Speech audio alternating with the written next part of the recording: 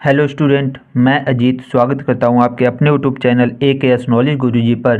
तो I hope आप लोग स्वस्थ होंगे, मस्त होंगे और अच्छे से अपनी तैयारी कर रहे होंगे। तो आज मैं कराऊंगा ये 2017 का सेट 1 है।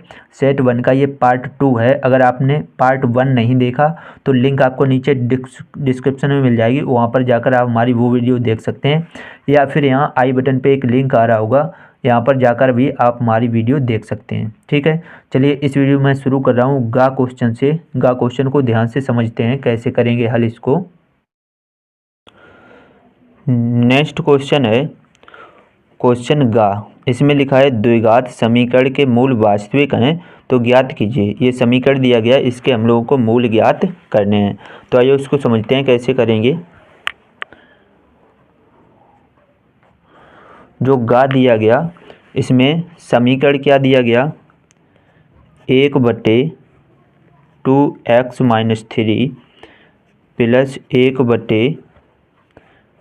1/x-5 बराबर 1। इसको देखिए कैसे हल करेंगे। सबसे पहले तो हम इन दोनों का एलसीएम लेके इस द्विघात समीकरण, ये एक द्विघात समीकरण है, इसको मानक रूप में बदलेंगे। तो इसका एलसीएम क्या आ जाएगा, 2x-3 और x-5। इसको एलसीएम लेंगे तो x-5 का 1 में गुणा करेंगे तो आ जाएगा x-5, और प्लस 2x-3 का 1 में गुणा होगा तो आ जाएगा 2x-3 बराबर 1। अब यहाँ से क्या होगा, 2x में एक x जुड़ जाएगा तो ऊपर आ जाएगा 3x, और 5 और 3 भी जुड़ जाएंगे, हो जाएंगे -8, और बटे इनका जब गुणा करेंगे तो 2x का x में करेंगे तो आ जाएगा 2x², 2x का 5 में तो -5 दूनी 10x, और 3 का x में करेंगे -3x, और 3 का 5 में करेंगे तो +5 तियाँ 15 बराबर 1। ये 3x-8 को ऐसे ही लिख लेंगे, बटे ये 2x², 10x और 3x जुड़कर हो जाएगा -13x और +15 बराबर 1/1 मानेंगे। कैंची का गुणा करें तो 2x का 1 में 2x², 13x का 1 में -13x और +15 1 15 बराबर 3x का 1 में करें तो 3x -8। तो ये आ जाएगा 2x² -13x +15, इन दोनों को बराबर के इधर लेकर आएंगे तो -3x +8 बराबर 0। ये हो जाएगा 2x² -13x में 3x जोड़ेंगे तो हो जाएगा 16x, और +15 में 8 जोड़ेंगे तो कितना हो जाएगा 23 बराबर 0। अब 23 दूनी 46 के ऐसे दो गुणनखंड करने की घटाकर जोड़कर 16 आ जाएं। 46 के ऐसे गुणनखंड करने हैं कि क्या हो जाए, जोड़कर 16 आ जाएं। तो इसको गुणनखंड करेंगे तो ऐसे गुणनखंड बन ही नहीं पाएंगे। जब गुणनखंड नहीं बन पाएंगे तो इसके लिए एक सूत्र होता है जिसको कहते हैं श्रीधराचार्य सूत्र। उस सूत्र से इसको हल करेंगे तो सबसे पहले इसकी तुलना करेंगे ax² + bx + c बराबर 0 से। यहाँ से जब इसकी तुलना करेंगे तो यहाँ से a, b और c के मान निकल के आएंगे। तो a का मान यहाँ से कितना है 2, b का मान कितना है -16, और c का मान कितना है 23। श्रीधराचार्य का एक सूत्र होता है, उस सूत्र से इसको हल करेंगे तो सूत्र लिखेंगे श्रीधराचार्य सूत्र। श्रीधराचार्य सूत्र क्या होता है, x बराबर -b ± √b² -4ac बटे 2a। -b का मान रख देंगे, b का मान कितना है -16, प्लस माइनस √b का मान -16 का स्क्वायर -4 इंटू a का मान 2 गुणे b का मान 23 बटे 2 गुणे a का मान कितना है 2। तो ये आ जाएगा माइनस माइनस प्लस के 16 प्लस माइनस √16 का वर्ग। 16 का वर्ग कितना होता है 36 की 6 3 256 माइनस, ये जब गुणा करेंगे तो कितना आ जाएगा 4 दूनी 8 गुणे 23 बटे 2 दूनी 4। तो ये आ जाएगा 16 plus minus under root 256 minus 23 का 8 में गुणा करेंगे तो कितना आ जाएगा, 8 × 24 की 4 हासिल 2, 8 दूनी 16 और 2 18, 184 बटे 4। इसको और आगे जब हल करेंगे तो ये आ जाएगा 16 प्लस माइनस अंडर रूट 256 में से 184 घटाएंगे तो 6 में से 4 घटेगा 2, यहाँ पर 15 हो गए, 15 में से 8 घटाएंगे 7, 72 बटे 4। तो 16 प्लस माइनस अंडर रूट 72 के गुणनखंड करेंगे तो आ जाएगा 2 गुणे 36 बटे 4। इसको और आगे जब हल करेंगे तो कितना आ जाएगा, 16 प्लस माइनस इस 36 को अंडर रूट के बाहर निकालेंगे तो 6 आ जाएंगे और अंडर रूट के अंदर बचेंगे 2 बटे 4। इसमें से हम क्या करेंगे, 2 जब कॉमन लेंगे तो क्या बचेगा, 8 प्लस माइनस 3 अंडर रूट 2 बटे 4। 2 से इसको काटेंगे, 2 × 1 = 2, 2 दूनी 4। तो ये आ गया 8 प्लस माइनस 3 अंडर रूट 2 बटे 2। ठीक है, तो इसी को हम क्या कर देंगे, इसी को कर देंगे आंसर। तो यही हमारा आंसर हो गया। आई होप आपको अच्छे से क्लियर हो गया होगा। नेक्स्ट क्वेश्चन है घ। ये क्या लिखा है, निम्नलिखित सारणी से समांतर माध्य की गणना कीजिए। ये सारणी दी गई है, इससे हमें समांतर माध्य ज्ञात करना है। तो मैंने सारणी पहले ही बना रखी है, तो आइए समय को बचाने के लिए मैंने सारणी को पहले ही बना लिया है। आइए इसको समझते हैं कैसे हल करेंगे। जब भी दैनिक आय या जो भी दिया जाए, ऐसे दिया जाए 80 से कम, 160 से कम, तो इसमें हमें वर्ग अंतराल भी निकालना होता है।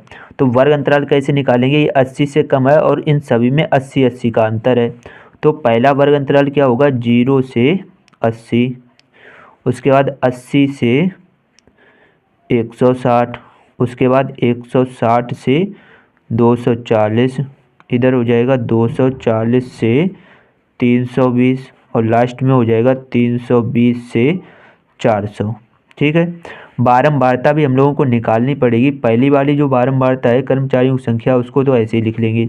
उसके बाद इसमें से ये घटाकर यहाँ लिख लेंगे। तो 2 में से 2 घटेगा 0, 3 में से 1 घटेगा 2, उसके बाद 67 में से 32 घटाएंगे, 7 में से 2 घटेगा, बचेगा 5।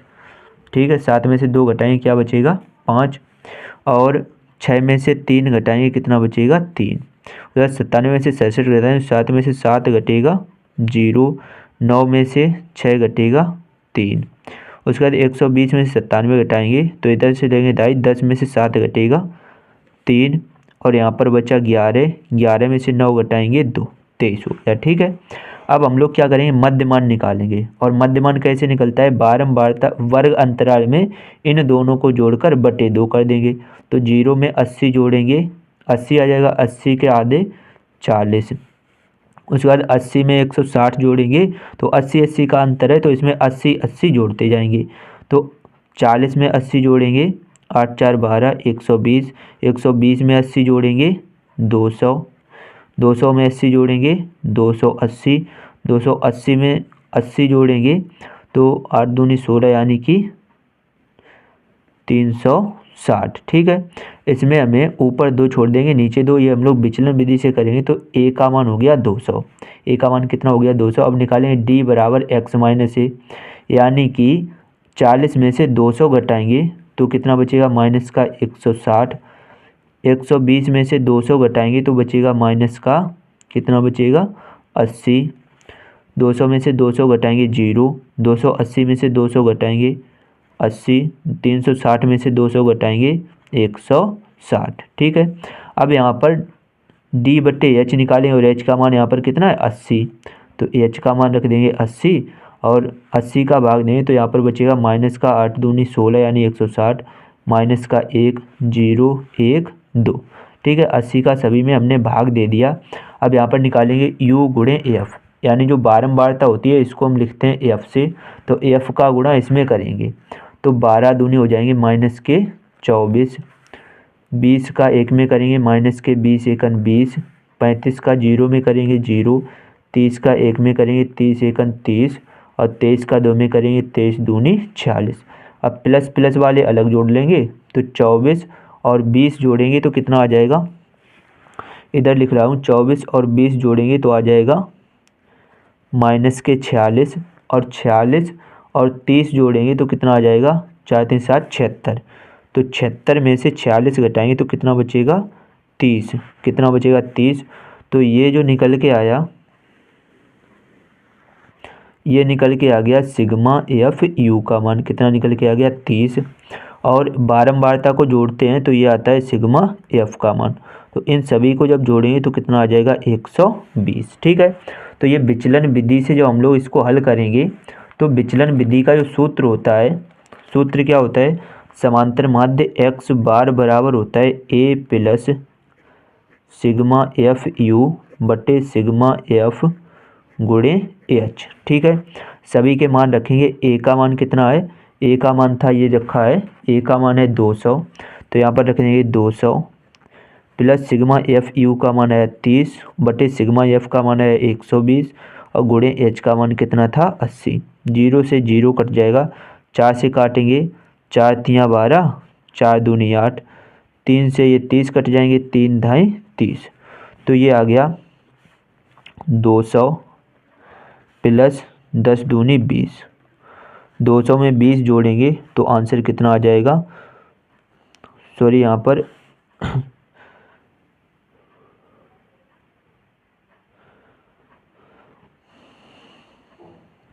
पर सॉरी एक गलती हो गई थी। ये जब जोड़ेंगे 24 और 20 तो यहाँ पर ये जब जोड़ेंगे माइनस वाले 24 और 20 तो यहाँ पर कितने आएंगे 44 आएंगे। ठीक है, तो घटाएंगे तो यहाँ पर कितना बचेगा 32 बचेगा, तो यहाँ पर कितना बचेगा 32। तो यहाँ पर एक गलती हो गई, ये 32 आएंगे, तो कैलकुलेशन में थोड़ी मिस्टेक हो गई, दोबारा से मैं यहाँ पर कर रहा हूँ। ए का मान रखेंगे 200 प्लस सिग्मा एफ यू का मान है 32 बटे सिग्मा एफ का मान 120 गुणे 80 एच का मान। 0 से 0 कैंसिल, 4 से काटेंगे, 4 तियाँ 12, 4 दूनी 8। तो ये आ जाएगा 200 प्लस 32 दूनी 64 बटे 3, 3 से इसको डिवाइड करेंगे तो 3 दूनी 6, 3 एकन 3 दशमलव 3 तिरका 9, 3 तिरका 9। तो ये आ जाएगा 200 प्लस 21.33। तो 200 में 21.33 जोड़ेंगे तो आ जाएगा 221.33। थोड़ी सी मिस्टेक हो गई थी, तो 221.33 इसका राइट आंसर हो जाएगा। ठीक है, यहाँ पर थोड़ी सी कैलकुलेशन में मिस्टेक हो गई थी। चलिए, ये हो गया हमारा राइट आंसर। नेक्स्ट क्वेश्चन देखते हैं।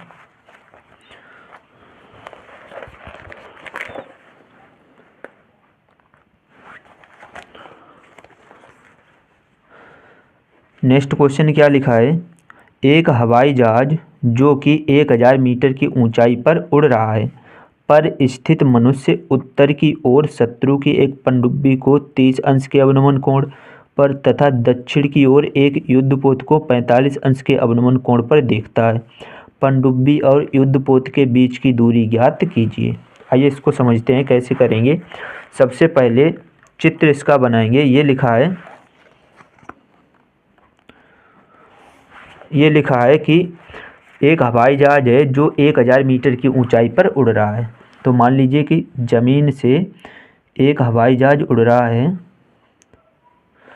जो कितनी ऊंचाई पर है, 1000 मीटर की ऊंचाई पर है। ठीक है, और ये लिखा है जो हवाई जहाज है 1000 मीटर की ऊंचाई पर उड़ रहा है, इस पर स्थित एक मनुष्य उत्तर की ओर एक शत्रु की पनडुब्बी को, यानी कि एक तरफ उत्तर होगा और एक तरफ दक्षिण,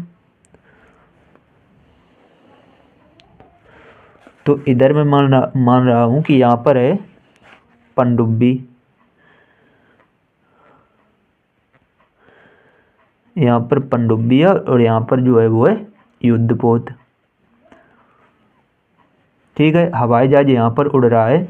इस हवाई जहाज से पनडुब्बी का जो अवनमन कोण है पनडुब्बी का जो अवनमन कोण, ये वाला कोण दिया गया कितना है, 30 अंश है। और युद्धपोत का जो अवनमन कोण है, ये युद्धपोत का जो अवनमन कोण है वो कितना है, 45 अंश है। ठीक है, तो हमें पनडुब्बी और युद्धपोत के बीच की दूरी ज्ञात करनी है। ठीक है, इस त्रिभुज के नाम दे देंगे ए, बी, सी और ये डी। मान ले रहे कि इस बिंदु से यहाँ तक के बीच की दूरी x है और B से C के बीच की दूरी को हम a मान ले रहे हैं। तो हमें पूरी दूरी पनडुब्बी और युद्धपोत के बीच की दूरी निकालनी है, यानी x प्लस a हम लोगों को ज्ञात करना है। तो ये हमारा चित्र बन के तैयार हो गया। आइए अब सवाल को कैसे करेंगे ध्यान से समझते हैं। सबसे पहले हम क्या करेंगे, हमने क्या माना है, ये माना है, माना पनडुब्बी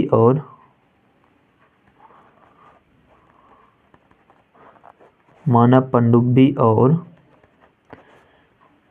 युद्धपोत, माना पनडुब्बी और युद्धपोत के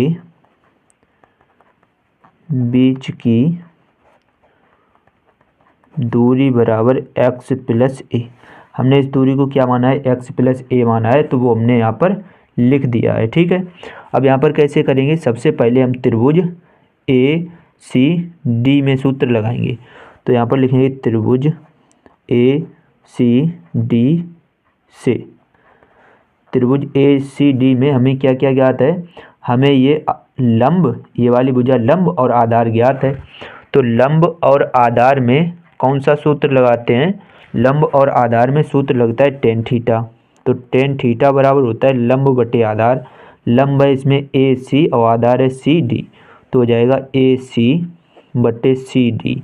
इसमें थीटा का मान कितना है, 45 अंश है, तो यहाँ पर लिख देंगे टेन 45 अंश बराबर ए सी का मान है 1000 और बटे सी डी का मान है x। टेन 45 का मान होता है 1 बटे 1 मान लेंगे बराबर 1000 बटे x। कैंची का गुणा करेंगे तो x बराबर आ जाएगा 1000। ठीक है, x का मान कितना आ गया, 1000। अब हम लोग क्या करेंगे, अब त्रिभुज ए सी बी में सूत्र लगाएंगे। तो यहाँ पर लिखेंगे त्रिभुज ए सी बी से, त्रिभुज ए सी बी में भी हमें लंब और आधार ज्ञात है। लंब और आधार में कौन सा सूत्र होता है, टेन थीटा का ही होता है। तो यहाँ पर फिर से टेन थीटा का सूत्र लगाएंगे तो आ जाएगा टेन थीटा बराबर लंब बटे आधार। लंब कितना है, ए सी और आधार है सी बी, तो आ जाएगा ए सी बटे सी बी। तो टेन थीटा का मान इसमें 30 अंश बराबर ए सी है 1000 और बटे सी डी है ए। टेन 30 का मान रख देंगे, कितना होता है 1 बटे √3 बराबर 1000 बटे ए। कैंची का गुणा करेंगे, ए का 1 में ए बराबर 1000 का √3 में, तो आ जाएगा 1000 √3। तो ए और x के दोनों मान निकल आए, तो दोनों के बीच की दूरी कितनी हो जाएगी, बीच की जो दूरी मानी है वो है x प्लस a। x का मान कितना निकला है 1000 प्लस a का मान है 1000 √3। इसमें से 1000 कॉमन ले लेंगे, 1000 कॉमन लेंगे तो आ जाएगा 1 प्लस √3। ठीक है, तो इतने ही मीटर हमारी पनडुब्बी और युद्धपोत के बीच की दूरी है। ठीक है, तो इसी को हम क्या कर देंगे, इसी को कर देंगे आंसर। तो आई होप आपको ये क्वेश्चन भी अच्छे से क्लियर हो गया होगा। चलिए नेक्स्ट क्वेश्चन को देखते हैं। नेक्स्ट क्वेश्चन में क्या दिया गया है, एक तंबू ऊपर से शंक्वाकार तथा नीचे से लंबवृत्तीय बेलन के रूप का है। तंबू की संपूर्ण ऊंचाई 15 मीटर तथा आधार का व्यास 24 मीटर है। तंबू के बेलनाकार भाग की ऊंचाई 10 मीटर है तथा ज्ञात कीजिए कि तंबू बनाने हेतु कितने कैनवास की आवश्यकता होगी। यानी कि हमें जो तंबू बनाना है उसमें जो कैनवास लगेगा, कपड़ा लगेगा, उसकी कितनी आवश्यकता होगी, यानी कि उस पूरे का हमें क्षेत्रफल निकालना है। तो आइए इसको भी समझते हैं। सबसे पहले तो इसका भी हम लोग चित्र ही बनाएंगे। तो चित्र कैसे बनेगा, ध्यान से इसको समझेंगे।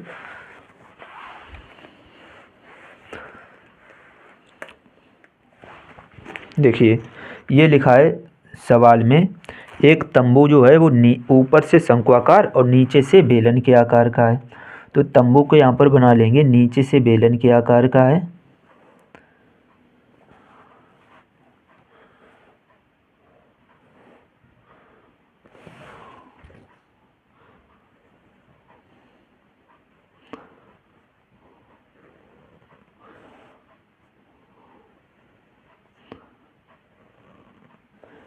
और ऊपर से कैसा है, शंकु के आकार का।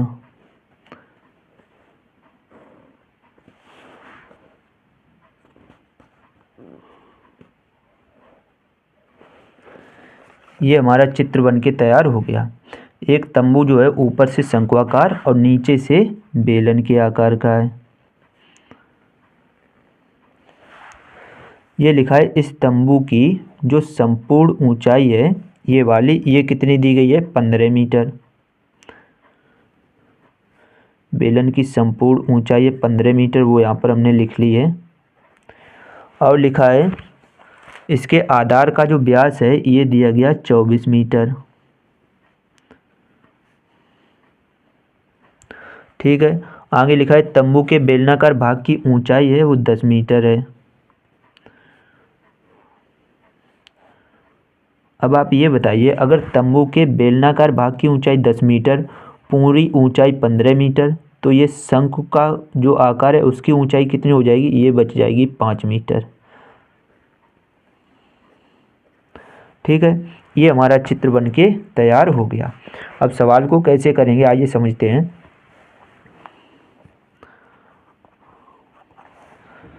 इसमें क्या दिया गया है, देखिए जो संपूर्ण ऊंचाई दी गई उससे हमने क्या निकाला है, सबसे पहले तो जो व्यास दिया गया वो लिखेंगे। व्यास कितना है, 24 मीटर। व्यास से हम लोग क्या त्रिज्या ज्ञात कर सकते हैं, आर बराबर होता है व्यास बटे 2, तो ये आ जाएगा 24 बटे 2, तो ये आ जाएगा 12 मीटर। तो त्रिज्या आर का मान कितना हो गया, 12 मीटर। ठीक है, तो जो शंक्वाकार भाग है, शंक्वाकार भाग की जो ऊंचाई है, शंक्वाकार भाग की ऊंचाई को h1 कह दे रहे और वो हमारी कितनी है, 5 मीटर है। और बेलनाकार भाग की ऊंचाई,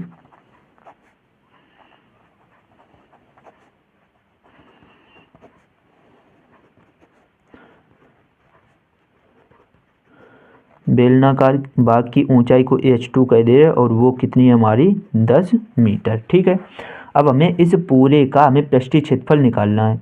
तो ऊपर जो शंक्वाकार भाग है इसका क्षेत्रफल होता है पाई आर एल। तो एल जो तिर्यक ऊंचाई है वो हमको निकालनी पड़ेगी, दी नहीं गई है। तो शंकु के लिए एक सूत्र होता है, शंकु के लिए एक सूत्र होता है एल स्क्वायर। एल क्या होता है, तिर्यक ऊंचाई। एल स्क्वायर बराबर होता है H square plus R square. ठीक है, तो जो शंकु के लिए शंकु की ऊंचाई को हमने h1 कहा, तो यहाँ पर h1 रख देंगे। एल का मान निकालेंगे तो एल स्क्वायर बराबर h1 का मान है 5, तो 5 का स्क्वायर कर देंगे, प्लस आर का मान है 12, तो 12 का स्क्वायर कर देंगे। तो एल स्क्वायर बराबर 5 का वर्ग कर देंगे 25, प्लस 12 का वर्ग 144। तो एल स्क्वायर बराबर इनको जोड़ेंगे तो आ जाएगा 169। तो एल स्क्वायर बराबर 169 होता है 13 का वर्ग, वर्ग से वर्ग हटाएंगे तो एल का मान कितना हो गया, 13 सेंटीमीटर। ठीक है, 13 सेंटीमीटर एल का मान हो गया। अब इसमें कैनवास की आवश्यकता कितनी होगी, तो यहाँ पर लिखेंगे आवश्यक कैनवास का क्षेत्रफल। आवश्यक कैनवास का क्षेत्रफल कितना होगा, शंक्वाकार भाग का क्षेत्रफल और प्लस बेलनाकार भाग का क्षेत्रफल। तो यहाँ पर लिख देंगे शंक्वाकार भाग का क्षेत्रफल प्लस बेलनाकार भाग का क्षेत्रफल। शंकु का क्षेत्रफल होता है पाई आर एल और प्लस बेलनाकार भाग का क्षेत्रफल होता है 2 पाई आर एच और बेलन की ऊंचाई को h2 का है तो यहाँ पर लिख देंगे h2। ठीक है, अब इसमें से जो कॉमन आ रहा है वो कॉमन ले लेंगे तो पाई r कॉमन आ रहा है। ठीक है, क्वेश्चन में क्या बचेगा l प्लस यहाँ पर r और पाई कॉमन आ गया तो बचेगा 2h2। ठीक है, पाई का मान रखना नहीं है, आंसर पाई में ही दिया गया है तो पाई के पाई ऐसे ही रख देंगे गुणे r का मान कितना है, r का मान आया था 12 और l का मान आया था 13 प्लस 2 गुणे h2 का मान कितना है, h2 का मान था 10।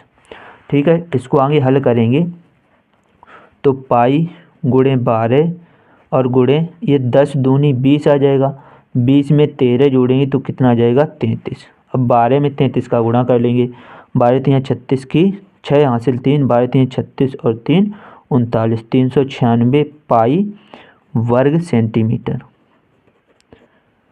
वर्ग सेंटीमीटर इतने कैनवास की आवश्यकता होगी तो यही हमारा आंसर हो जाएगा। आई होप आपको ये अच्छे से क्लियर हो गया होगा। नेक्स्ट क्वेश्चन देखते हैं। नेक्स्ट क्वेश्चन क्या दिया गया है, इसका जो अथवा वाला क्वेश्चन है इसको पढ़ते हैं। ये लिखा है 2 पासों को एक साथ फेंका गया है, प्रायिकता ज्ञात कीजिए यदि पासों के ऊपर की संख्याओं का गुणनफल 6 है, 12 है और 7 है। ठीक है, आइए इसको भी ध्यान से समझेंगे।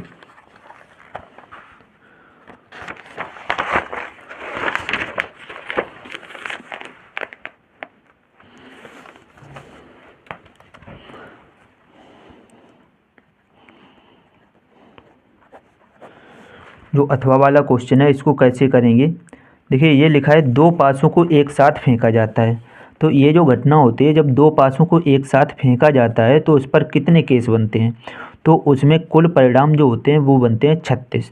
कौन कौन से परिणाम होते हैं, जैसे 2 पासों को एक साथ फेंकेंगे तो वहाँ पर या तो पहले पासे पर 1 दूसरे पर 1 आ जाए। ठीक है, 36 केस मैं यहाँ पर लिख रहा हूँ 1,2 1,3 1,4 1,5 1,6।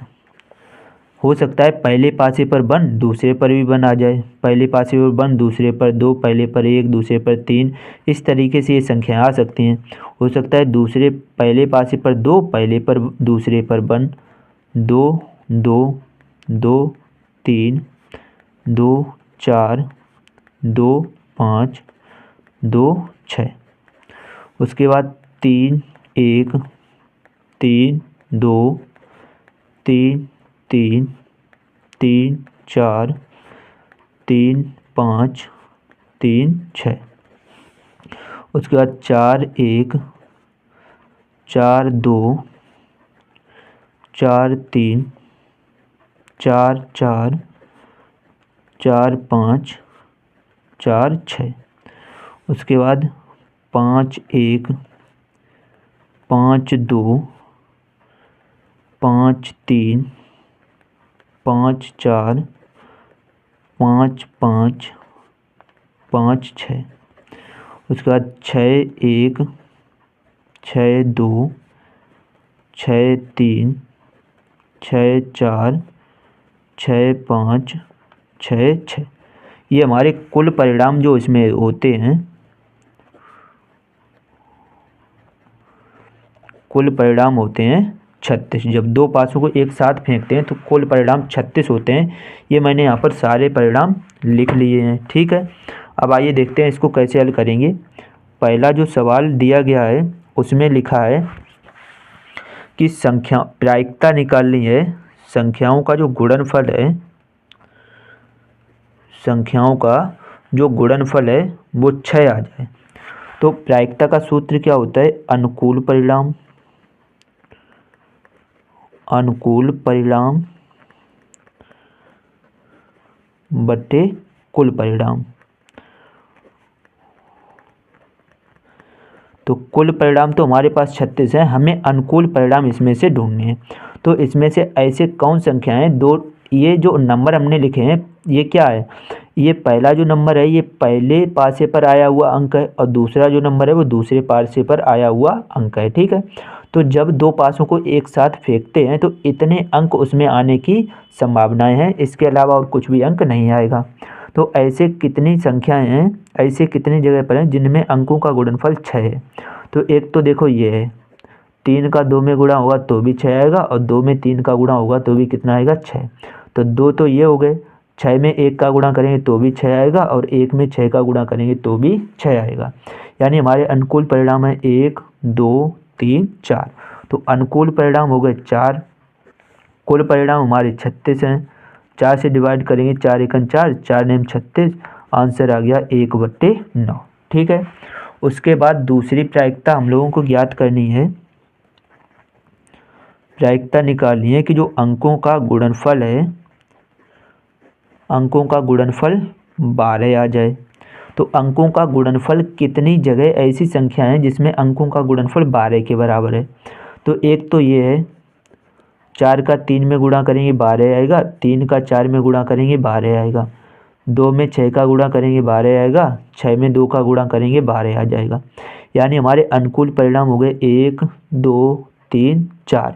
इसमें भी अनुकूल परिणाम 4 हैं, कुल परिणाम हमेशा 36 ही रहेंगे। 4 से काटेंगे 4 एकन 4, 4 नेम 36, इसका भी आंसर कितना आ गया 1/9। ठीक है। लास्ट हमें तीसरा निकालना है, प्रायिकता निकालनी है अंकों का गुणनफल, अंकों का गुणनफल 7 आ जाए। ठीक है। तो इसमें हमें कितने परिणाम ऐसे दिख रहे हैं जिसमें अंकों का गुणनफल 7 आ जाए। तो इसमें देखने पर एक भी परिणाम ऐसा नहीं है जिसमें अंकों का गुणनफल कितना हो 7 हो जाए। तो एक भी अनुकूल परिणाम नहीं है, तो 0 और बट्टे कुल परिणाम 36, 0/36 का आंसर भी कितना आएगा 0 आएगा। तो ये हमारे तीनों आंसर हो गए। आई होप आपको ये क्वेश्चन भी अच्छे से क्लियर हो गया होगा। आइए नेक्स्ट क्वेश्चन पढ़ते हैं। नेक्स्ट क्वेश्चन, क्वेश्चन नंबर तीसरा, क्या दिया गया है, दिए गए चित्र में एक्स वाई तथा एक्स डैश वाई डैश केंद्र ओ वाले वृत्त पर दो समांतर स्पर्श रेखाएं हैं और स्पर्श बिंदु सी वाली एक अन्य स्पर्श रेखा ए बी एक्स वाई को ए और एक्स डैश वाई डैश का बी पर प्रतिच्छेदित करती है। तो सिद्ध कीजिए कोण ए ओ बी बराबर 90 अंश। कोण ए ओ बी ये वाला हमें 90 अंश सिद्ध करना है। ठीक। आइए इस क्वेश्चन को समझते हैं कैसे। चित्र को मैंने यहाँ पर बना लिया है। तो सबसे पहले चित्र में हमें कुछ रचना करनी पड़ेगी। तो रचना जो यहाँ पर करेंगे वो यहाँ पर मैं आपको बता दे रहा हूँ। रचना क्या करेंगे, सबसे पहले तो जो ये वाला पॉइंट है स्पर्श बिंदु, इस बिंदु और जो एक्स वाई का स्पर्श बिंदु है ये बिंदु, इसको आपस में मिला लेंगे। तो इसको जो आपस में मिलाएंगे तो ये केंद्र ओ से होता हुआ निकलते जाएगा। ये हम लोगों ने मिला लिया। और यहाँ पर क्या करेंगे, जो ओ है उसको सी से भी मिला लेंगे, ओ को सी से भी इस प्रकार से ऐसे मिला लेंगे। तो ये हमने अपनी तरफ से रचना की है। और यहाँ पर जो ये पॉइंट आए हैं इनका नाम हम लोग रखेंगे, इस पॉइंट का नाम P और इस पॉइंट का नाम Q। ठीक है। आइए क्वेश्चन को समझते हैं। सबसे पहले जो इस सवाल में दिया गया है वो यहाँ पर लिखेंगे। तो सवाल में क्या दिया गया है, सवाल नंबर है तीसरा। इस सवाल में क्या दिया है, तो सबसे पहली हेडिंग लगाएंगे दिया है। तो सवाल में जो दिया गया वो यहाँ पर लिखेंगे। क्या दिया गया है, सबसे पहले जो ये दिया गया एक्स वाई तथा एक्स डैश वाई डैश केंद्र ओ वाले वृत्त की दो स्पर्श रेखाएं हैं।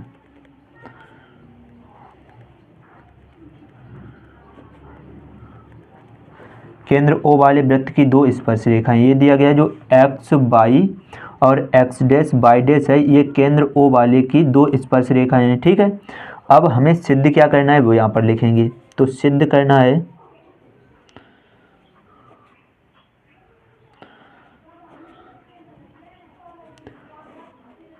सिद्ध करना है, क्या सिद्ध करना है, जो कोण ए ओ बी है, कोण ए ओ बी बराबर 90 अंश आएगा, ये हमको सिद्ध करना है। ठीक है। अब लास्ट हेडिंग हमने रचना क्या की है, रचना को लिखेंगे। सबसे पहले रचना हमने क्या की है, जो एक्स वाई का स्पर्श बिंदु, एक्स वाई का स्पर्श बिंदु,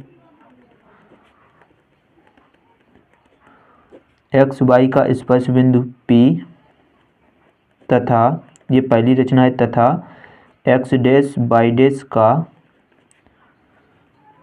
स्पर्श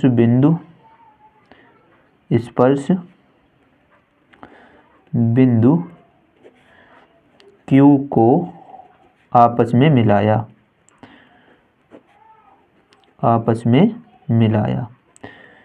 ये हम लोगों ने रचना की पहली, और एक रचना और की है, केंद्र O को, ये यहाँ पर देखिए, केंद्र O को C से मिलाया। तो यहाँ पर लिखेंगे केंद्र O को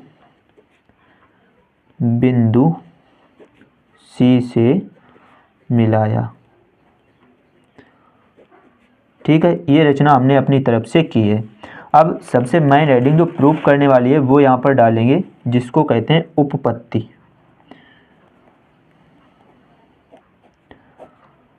देखिए, उपपत्ति को ध्यान से समझेंगे चित्र के हिसाब से। सबसे पहले हम इन दो त्रिभुज की बात करेंगे। कौन सा त्रिभुज? त्रिभुज POA और त्रिभुज AOC। इन दोनों त्रिभुज को ध्यान से देखेंगे तो यहाँ पर लिखेंगे त्रिभुज POA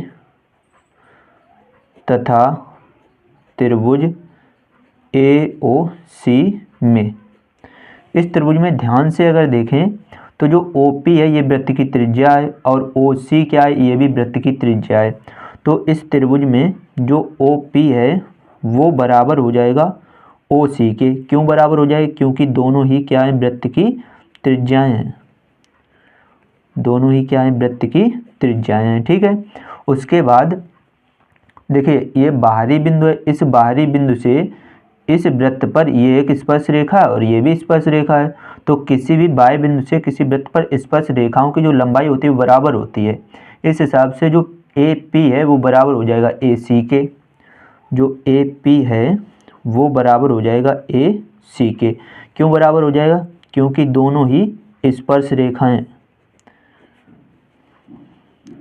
और किसी एक ही बिंदु से स्पर्श रेखाओं की जो लंबाई होती है वो बराबर होती है। तो यहाँ से AP बराबर हो गया AC के, और जो OA है ये बराबर होगा AO के। जो OA है ये बराबर होगा AO के, क्योंकि दोनों ही उभयनिष्ठ, मतलब एक ही रेखा है, उभयनिष्ठ। अगर ये तीनों मतलब जो रेखाएं हो गई, तीनों भुजाएं हो गई त्रिभुज की, वो बराबर आ गई, तो इस स्थिति में त्रिभुज क्या होता है? एक दूसरे के सर्वांगसम होते हैं। इसका मतलब हम कह सकते हैं अतः त्रिभुज POA सर्वांगसम होगा। ये सर्वांगसम का चिन्ह होता है, सर्वांगसम होगा त्रिभुज AOC के। ठीक है, अगर ये दोनों त्रिभुज सर्वांगसम है, इसका मतलब इसके सभी संगत कोण बराबर होंगे। तो ये वाला जो कोण होगा वो इस कोण के बराबर हो जाएगा। तो इस कोण को हम नाम 1 दे रहे हैं। अगर ये 1 है तो ये भी कितना होगा? 1 होगा। ठीक है, तो यहाँ पर हम लोग क्या लिखेंगे? जो कोण PAO है ये बराबर हो जाएगा कोण OAC के, यानी ये वाला कोण इसके बराबर हो जाएगा, और इसको हमने कहा है कोण 1। तो यहाँ पर लिख देंगे कोण 1। ठीक है, तो इसी प्रकार जैसे हमने ऊपर किया, इसी प्रकार नीचे भी ये दोनों त्रिभुज सर्वांगसम होंगे। कौन कौन से? OCB और BOQ। ये भी त्रिभुज कैसे होंगे? सर्वांगसम। तो लिख देंगे यहाँ पर, अब इसको दिखाएंगे नहीं, इसी प्रकार लिख देंगे। यहाँ पर लिखेंगे इसी प्रकार त्रिभुज OCB। कौन सा त्रिभुज? त्रिभुज OCB और BOQ ये सर्वांगसम होगा किसके? त्रिभुज BOQ के। अगर ये त्रिभुज सर्वांगसम है तो इसके संगत कोण भी बराबर होंगे, यानी ये वाला कोण इसके बराबर हो जाएगा। तो इसको हम कोण 2 कर दे रहे, तो ये भी हो जाएगा कोण 2। तो हम लिख सकते हैं अतः कोण QBO ये बराबर हो जाएगा कोण OBC के, कोण OBC के, और ये दोनों ही हमने कहा है कोण 2। ठीक है, अब आगे समझेंगे। देखिए इसको कैसे हल करेंगे।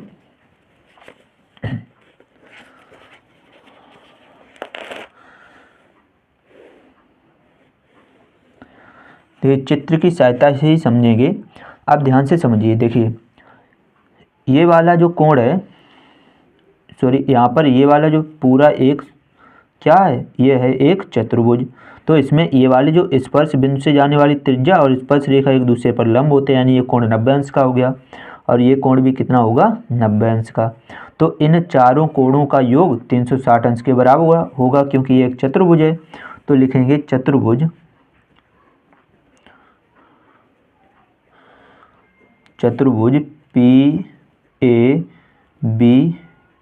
में इन सभी में कोण P प्लस कोण A प्लस कोण B प्लस कोण Q, इन सभी का योग होगा 360 अंश के बराबर, क्योंकि चतुर्भुज के चारों कोणों का योग होता है 360 अंश। ठीक है।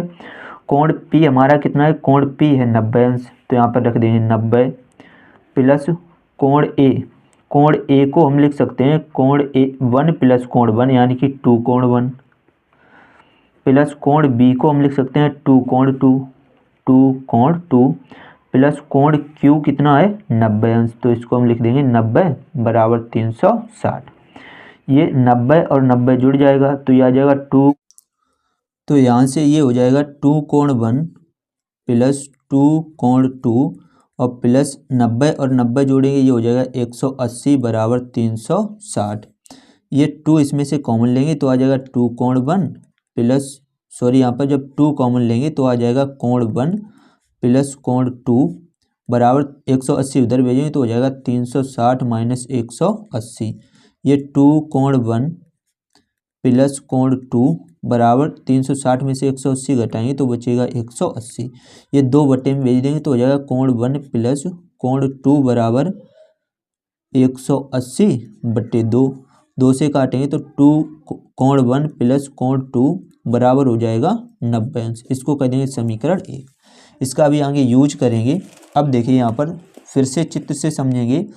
चित्र में देखिए ध्यान से, जो ये चित्र है इसमें कौन सा त्रिभुज, त्रिभुज AOB, त्रिभुज AOB में तीनों कोणों का योग कितना होगा, तीनों कोणों का योग 180 अंश होता है त्रिभुज के तीनों कोणों का योग। तो यहाँ पर कोण,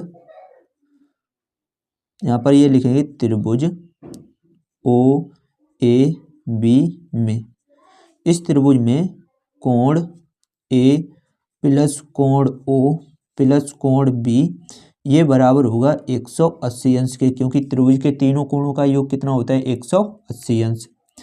कोण A कितना है, कोण 1 प्लस कोण O को हम लिख सकते हैं कोण AOB, इसको लिख सकते हैं कोण AOB और प्लस कोण B कितना है, कोण 2 बराबर 180 अंश।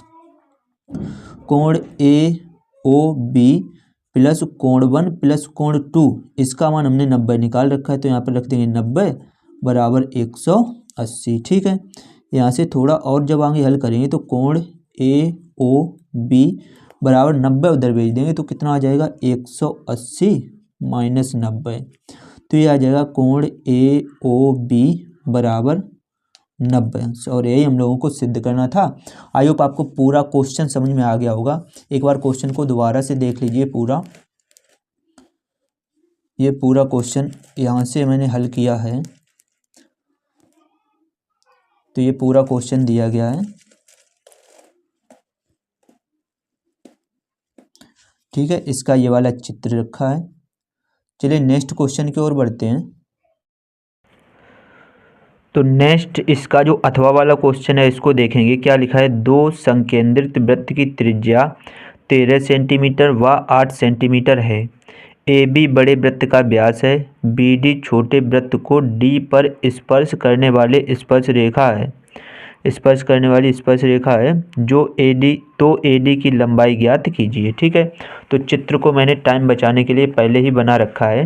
ये जो AB दिया गया ये वृत्त का व्यास है, जो BE है ये छोटे वाले वृत्त की को छूती हुई जो स्पर्श रेखा है वो है, जहाँ पर जो पॉइंट D है। तो हमें इस A और D की लंबाई ज्ञात करनी है। ठीक है, तो जो AB है ये बड़े वृत्त का व्यास है, तो जो नीचे त्रिभुज बना है बड़ा वाला वो त्रिभुज होगा समकोण त्रिभुज, क्योंकि अर्धवृत्त में बना कोण समकोण होता है।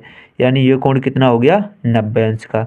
ऐसे ही जो स्पर्श रेखा होती है स्पर्श बिंदु से जाने वाली त्रिज्या पर लंब होती है, तो ये वाला त्रिभुज भी कितना होगा 90 अंश का। ठीक है, तो सबसे पहले हम इस त्रिभुज में पाइथागोरस प्रमेय लगाएंगे, इससे हमें ये बी डी की लंबाई ज्ञात हो जाएगी। तो हम सबसे पहले लिखेंगे, यहाँ पर लिखेंगे त्रिभुज, कौन से त्रिभुज, त्रिभुज इस छोटे वाले ओ डी बी से, तो त्रिभुज ओ डी बी में इस त्रिभुज में पाइथागोरस प्रमेय लगाएंगे। तो इस त्रिभुज में पाइथागोरस प्रमेय से, पाइथागोरस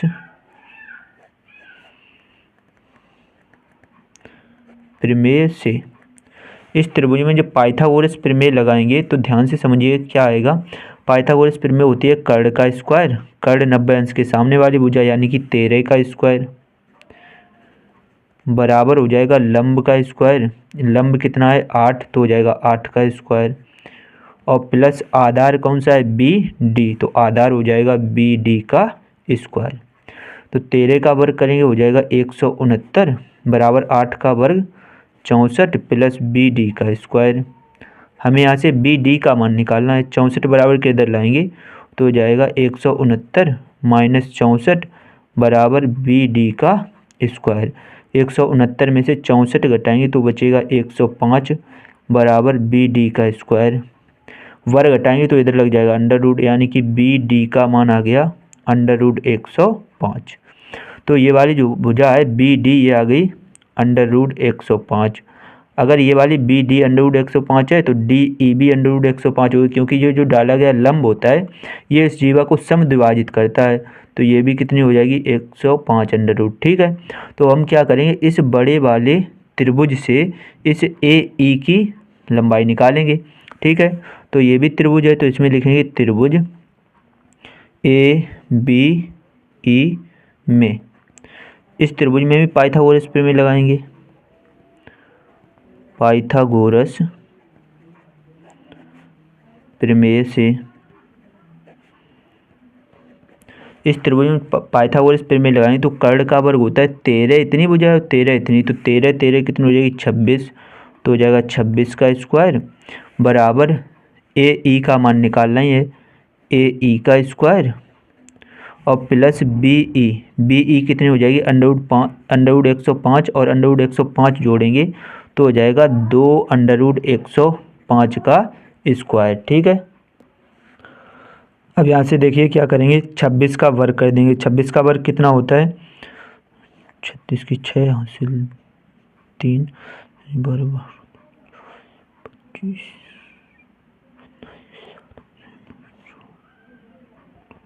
676 बराबर ए ई का स्क्वायर प्लस इसका वर्ग करेंगे तो 2 का वर्ग 4 अंडर रूट 105 का वर्ग करेंगे तो 105 आ जाएगा।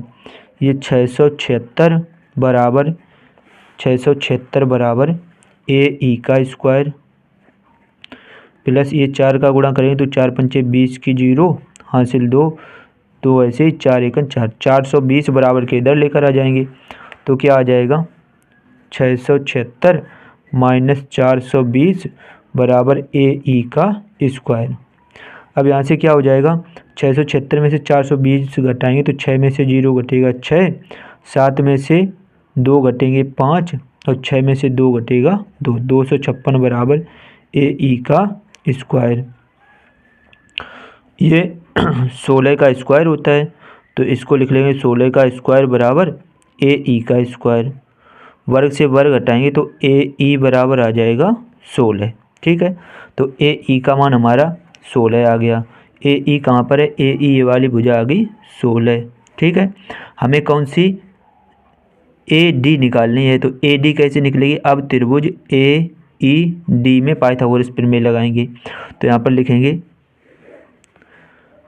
त्रिभुज ए डी ई में पाइथागोरस प्रमेय से, पाइथागोरस प्रमेय से इसमें पाइथागोरस प्रमेय लगाएंगे तो इसके सामने वाली भुजा कर्ण होती है यानी ए डी, तो ए डी का स्क्वायर बराबर लंब का स्क्वायर यानी कि 16 का स्क्वायर प्लस आधार है डी ई यानी कि अंडर रूट 105 का स्क्वायर।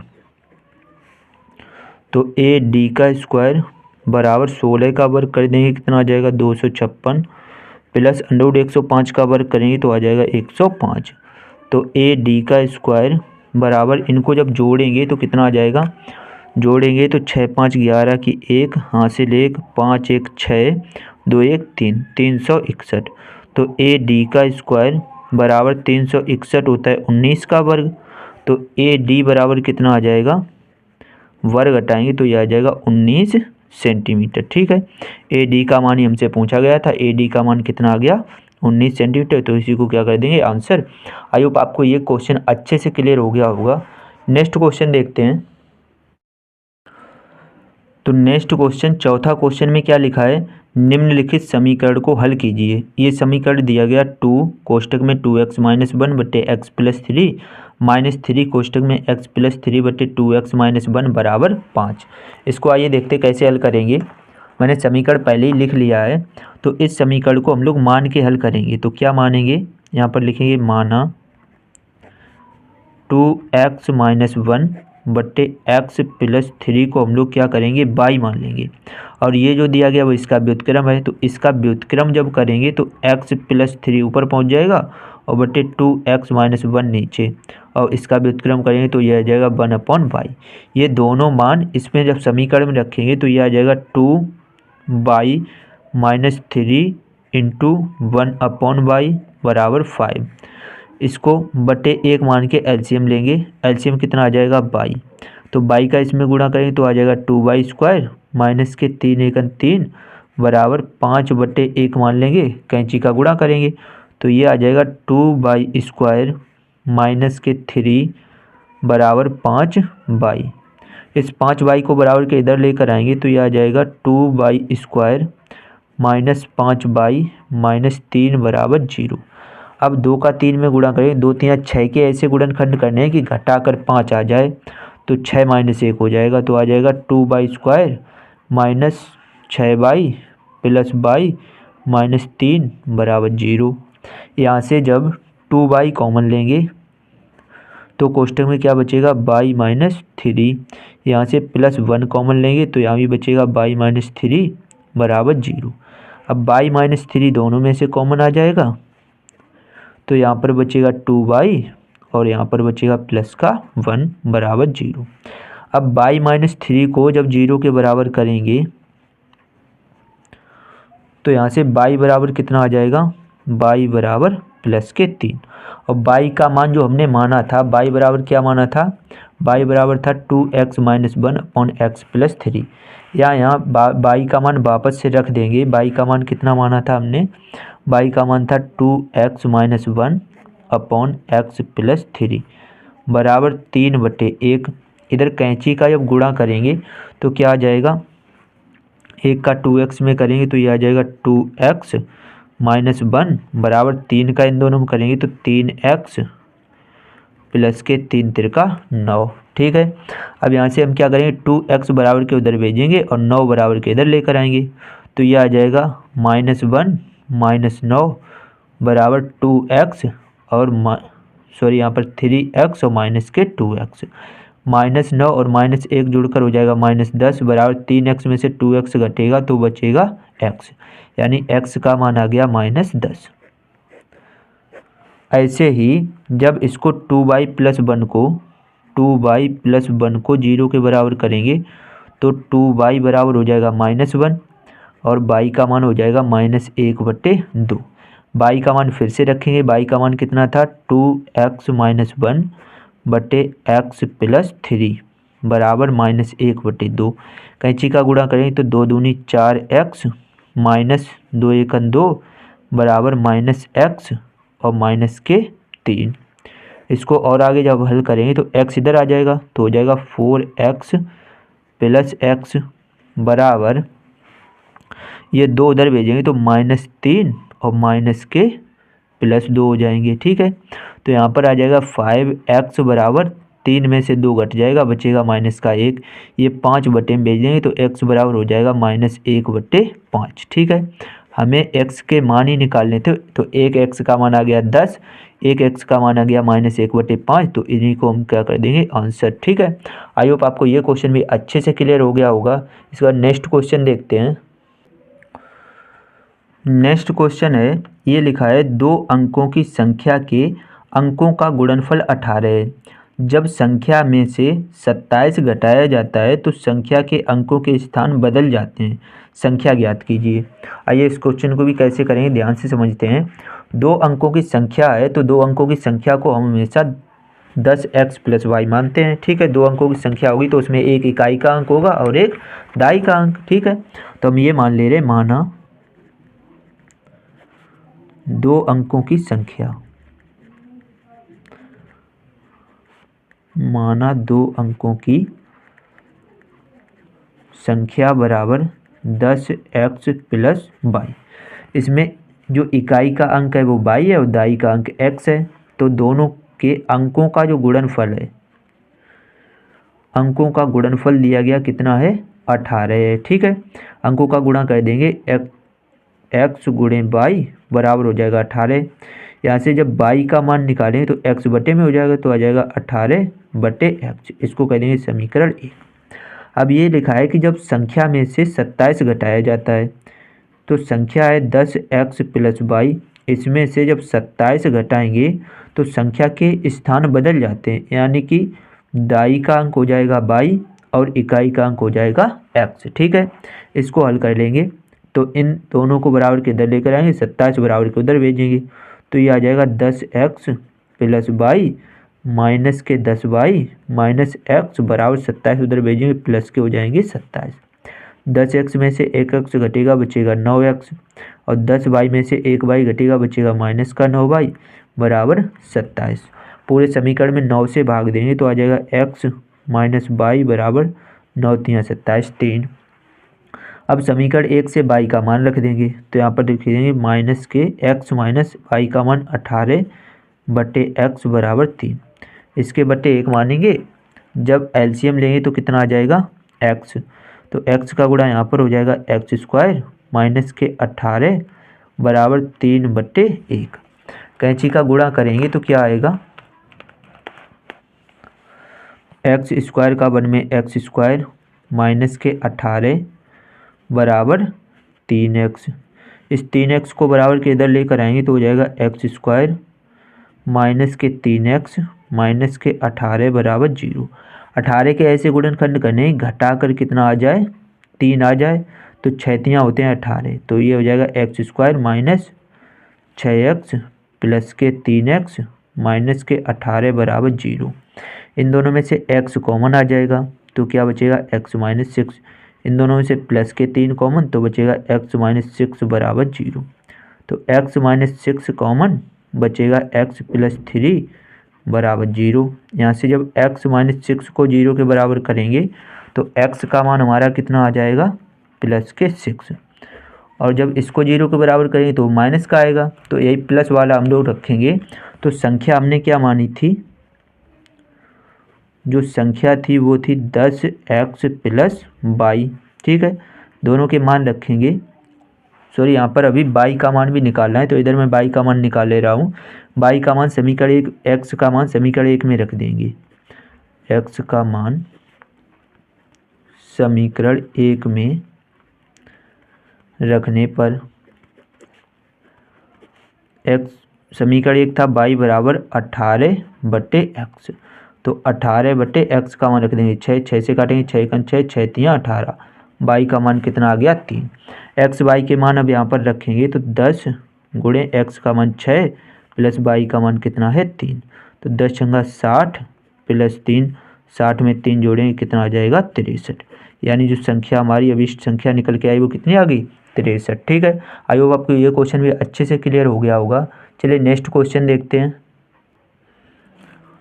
नेक्स्ट क्वेश्चन 5 है, ये लिखा है यदि अल्फा और बीटा बहुपद px बराबर 2x² + 5x + k के शून्यक हैं, जो संबंध α² + β² + अल्फा बीटा बराबर 21/4 को संतुष्ट करते हैं, तो k का मान ज्ञात कीजिए तथा बहुपद px के शून्यक भी ज्ञात कीजिए। आइए इसको समझते हैं कैसे करेंगे। सबसे पहले जो px बहुपद दिया गया उसको लिखेंगे, पी एक्स बराबर बहुपद क्या दिया गया 2x² प्लस 5x प्लस के। इस बहुपद की तुलना करेंगे ax² plus bx plus c से। यहाँ से a का मान कितना आ जाएगा 2, b का मान आ जाएगा 5 और c का मान आ जाएगा k। एक सूत्र होता है शून्यकों का योगफल यानी अल्फा प्लस बीटा बराबर होता है -b/a, और एक सूत्र होता है अल्फा इंटू बीटा शून्यकों का गुणनफल, ये होता है c/a। ठीक है, तो अल्फा प्लस बीटा का मान कितना आ जाएगा, b का मान रखेंगे -5/a का मान 2, और अल्फा इंटू बीटा का मान कितना आ जाएगा, c का मान रख देंगे k और बटे a का मान रख देंगे 2। ठीक है, अब जो संबंध दिया गया है क्या है, अल्फा² प्लस बीटा² प्लस अल्फा बीटा बराबर 21/4। ठीक है, इसको थोड़ा हल कर रहे, अल्फा² प्लस बीटा² प्लस 2 अल्फा बीटा अपने मन से जोड़ रहे होल स्क्वायर बनाने के लिए, 2 अल्फा बीटा घटा भी देंगे और प्लस का जो अल्फा बीटा लिखा है इसको ऐसे लिख देंगे बराबर 21/4। अब यहाँ से a² plus b² plus 2ab वाले सूत्र से ये हो जाएगा अल्फा प्लस बीटा का होल स्क्वायर और -2 अल्फा बीटा में से एक अल्फा बीटा घटेगा तो बचेगा अल्फा बीटा बराबर 21/4। ठीक है, अब हम लोग क्या करेंगे, जो अल्फा प्लस बीटा का मान है वो यहाँ रख देंगे और अल्फा इंटू बीटा का मान यहाँ रख देंगे। तो मान जब रखेंगे तो क्या आएगा, अल्फा प्लस बीटा का मान है -5/4 का स्क्वायर माइनस अल्फा बीटा का मान कितना है k/2 बराबर हो जाएगा 21/4। ये -5/4 का वर्ग करें तो आ जाएगा 25/16 माइनस k/2 बराबर आ जाएगा, सॉरी यहाँ पर 2 था तो वर्ग करेंगे तो कितना आ जाएगा 4 बराबर 21/4।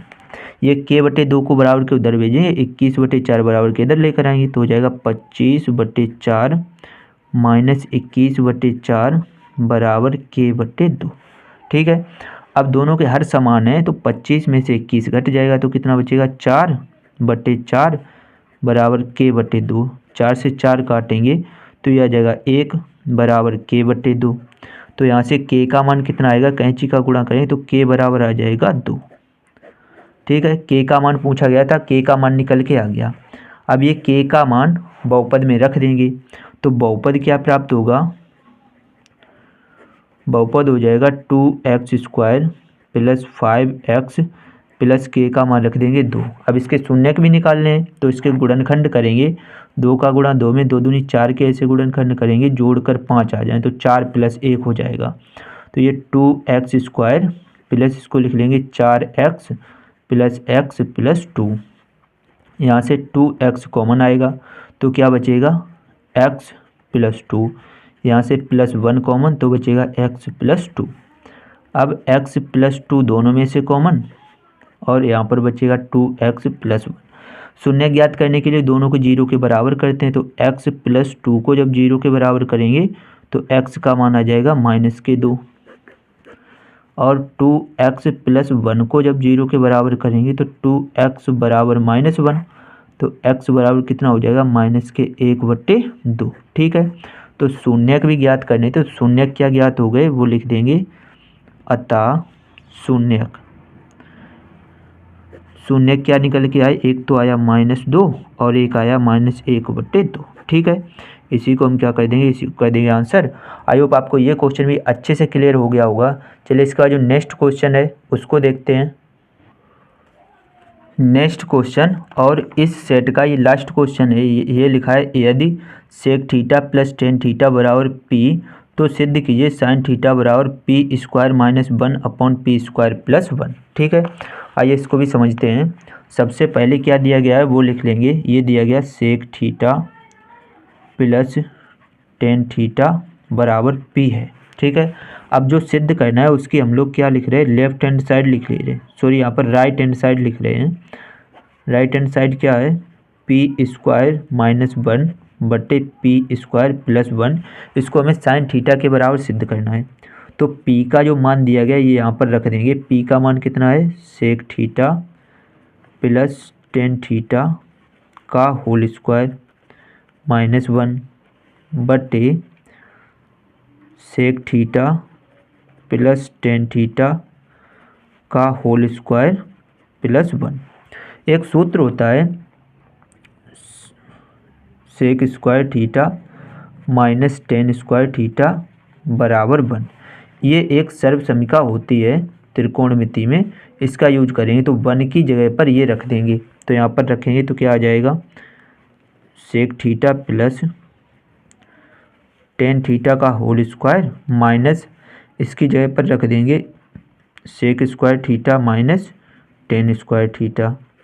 और बटे में क्या लिखा है, बटे में है sec theta plus tan theta का होल स्क्वायर माइनस यहाँ पर +1 की जगह पर भी रख देंगे sec square theta minus tan square theta.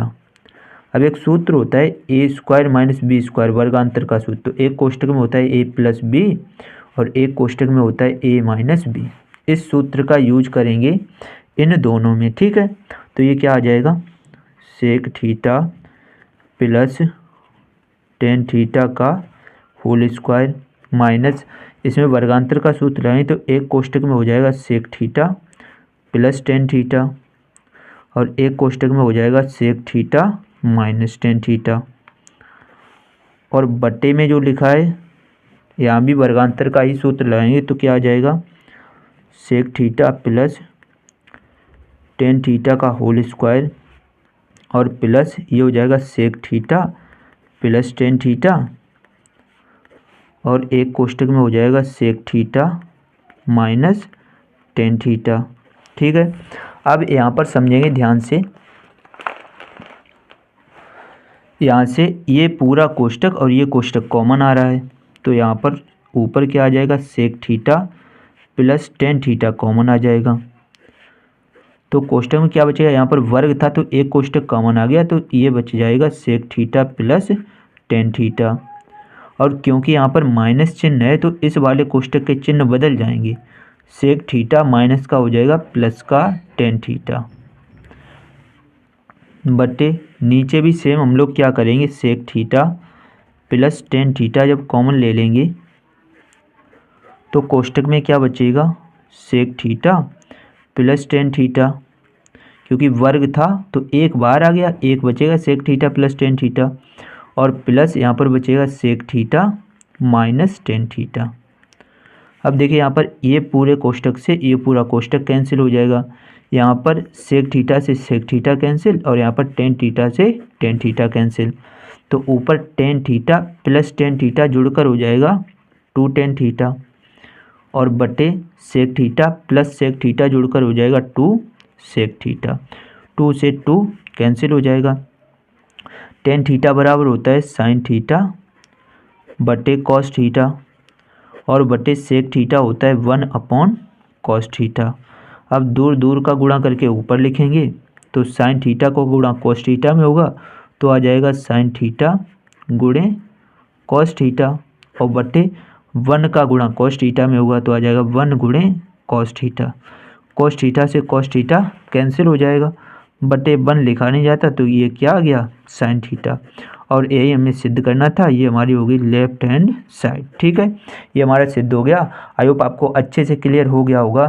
तो ये हमारे सारे प्रश्न हल हो गए, पूरा सेट हल हो गया। ये हमारा सेकंड पार्ट है। अगर पिछली वीडियो आपने नहीं देखी तो इसका लिंक आपको नीचे डिस्क्रिप्शन में मिल जाएगा, वहाँ पर जाकर आप वो वीडियो देख सकते हैं। तो आई होप आप लोगों को ये वीडियो पसंद आई होगी। वीडियो अच्छी लगी हो तो लाइक कर दीजिए और अगर चैनल पर पहली बार आए हो तो चैनल को भी सब्सक्राइब कर लीजिए। आपको क्लास 10th का इसी तरीके का पूरे सेट देखने को यहाँ पर मिलेंगे। तो चलिए मैं मिलता हूँ आपसे नेक्स्ट वीडियो में नेक्स्ट सेट के साथ। तब तक के लिए जय हिंद, जय भारत, जय माता दी।